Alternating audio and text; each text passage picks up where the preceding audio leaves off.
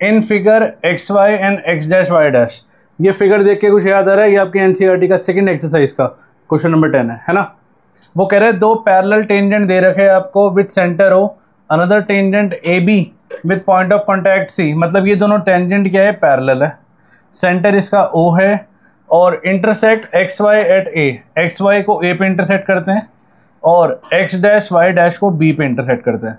मतलब इस लाइन को ये यहाँ पे इंटरसेक्ट करता है ये वाला टेंजेंट, और इस लाइन को ये बी पे करता है। ये कह रहा है वो।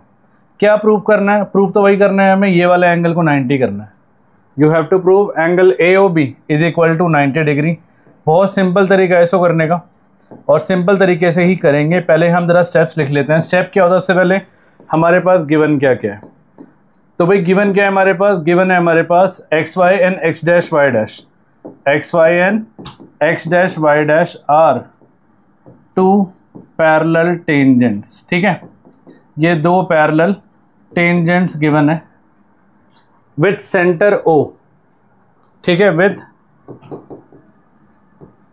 Centre O of a circle. और कुछ गिवन है? Of a circle. Another tangent A B with point of contact C. A B is a tangent which, अपनी लैंग्वेज बना के लिखना, सेम टू सेम कॉपी कोशिश मत करो, ना ही करो। A B is a tangent जो सर्कल को टच कर रहा है। A B is a tangent which touches circle at point C. ठीक है, क्या प्रूफ करना है? यू हैव टू प्रूफ क्या? Angle A O B, angle A O B is equal to 90 degree. ठीक है, अब इसमें कंस्ट्रक्शन होनी है। ज़रा मैं इसको छोटा कर लेता हूँ फिगर को ना, क्योंकि मेरे पास जगह नहीं है लिखने के लिए। क्या देखो, अब हम कंस्ट्रक्शन हुई है तो कंस्ट्रक्शन लिखना ज़रूरी है। अगर आप कंस्ट्रक्शन नहीं लिखोगे तो फिर से आपका आधे से एक नंबर टीचर ले जाएगा। ठीक है, कंस्ट्रक्शन क्या है आपकी? ये वाली है, बट इसमें ना प्रॉब्लम ये है, इसमें कंस्ट्रक्शन करने की ज़रूरत ही नहीं है, इसमें ऑलरेडी आपको गिवन है। तो हमने करना क्या है? हमने इन दोनों ट्रायंगल को कॉन्ग्रुएंट करना है। कॉन्ग्रुएंट, ध्यान से सुनो, करना क्या है? इन दोनों ट्रायंगल को कॉन्ग्रुएंट करो तो ये वाला एंगल इज इक्वल टू ये वाला एंगल 1 और 2, दोनों को x मान लो। CPCT सिमिलरली इन दोनों को कॉन्ग्रुएंट करो, ये वाला angle, angle 3 is equal to angle 4। CPCT इसको y मान लो, तो 2x plus 2y is equal to 180, because ये स्ट्रेट लाइन एंगल है। 2 कॉमन ले लो, x plus Y is equal to 180/2, that is 90।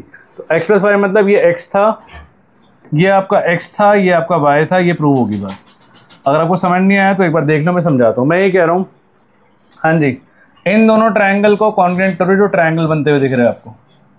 ठीक है, तो ट्रायंगल लिखूंगा पहले मैं, प्रूफ लिखो पहले। प्रूफ कौन से ट्रायंगल को बोला मैंने? इन ट्रायंगल OPA,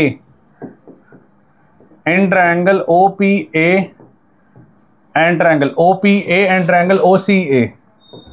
अब देखो क्या क्या गिवन है आपको, क्या क्या गिवन है, ध्यान से देखो। अगर मैं बताऊं आपको, ये दोनों क्या है? रेडियाई। ये दोनों क्या है? दोनों में कॉमन। तो दो चीज़ तो मिल गई मुझे। क्या मैं कह सकता हूं? OA is equal to OA, क्या है ये है कॉमन। अच्छा, OP is equal to OC, OP is equal to OC, क्या है ये? दोनों के दोनों रेडियाई है। और कोई तीसरी चीज़ दिखाई दे रही है आपको? दिख रही है, दोनों थ्योरम लग रही है मेरी।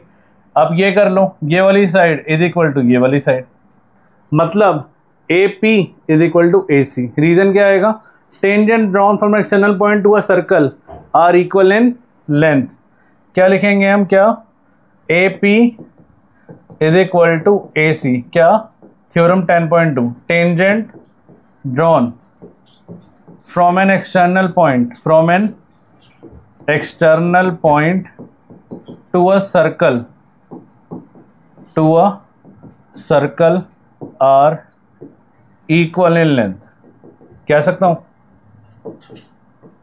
हाँ जी, तो AP is equal to AC, तो देयरफॉर दोनों ट्रायंगल कॉन्ग्रुएंट हो गए। Triangle OPA is congruent to triangle OCA by SSS। तो मतलब मैंने बोला ना ये वाला एंगल, अब कर चुका हूं मैं, तो इरेज कर दूं इसको मैं इरेज कर रहा हूं। ठीक है, तो ये वाला एंगल 1 मान लो, ये वाला एंगल 2 मान लो। देयरफॉर मैं कह सकता हूँ angle 1 is equal to angle 2 by, इसको x मान लो, CPCT। मतलब इन दोनों एंगल को मैंने x और x मान लिया क्योंकि दोनों इक्वल हो चुका है सिंप्लिसिटी से। अब यही काम आपने नीचे करना है, बट फिर से इतनी मेहनत नहीं करेंगे। हम सिर्फ क्या लिखेंगे, हम लिखेंगे सिमिलरली। आप सिर्फ सिमिलरली लिख दो, बात खत्म।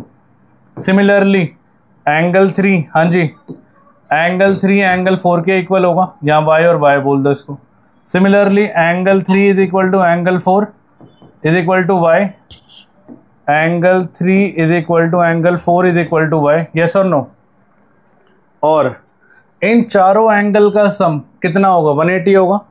मतलब मैं कह सकता हूँ angle 1 plus angle 2 plus angle 3 plus angle 4 is equal to 180। क्या स्ट्रेट लाइन एंगल, हाँ जी स्ट्रेट लाइन एंगल है ये।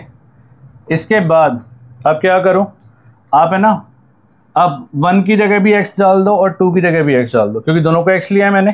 3 की जगह y डाल दो और 4 की जगह भी y डाल दो। तो ये हो गया आपके पास x plus y is equal to 180। 2 common ले लो, पहले ऐड कर लो। 2 हो गया 2x plus 2y is equal to 180। 2 common ले लो, क्या बचा x प्लस y।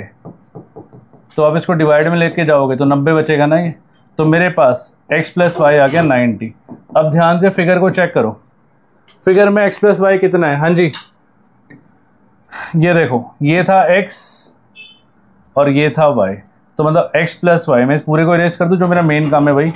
ये था x, ये था x, ये था y, ये था y, x प्लस वाई मतलब ये वाला एंगल है ना, that is angle AOB। Therefore मैं क्या कह सकता हूँ, angle AOB is equal to कितना, 90 डिग्री। लो क्वेश्चन खत्म। ये आपके NCERT क्वेश्चन है, इसमें आ रखा है सैम्पल पेपर में, ठीक है।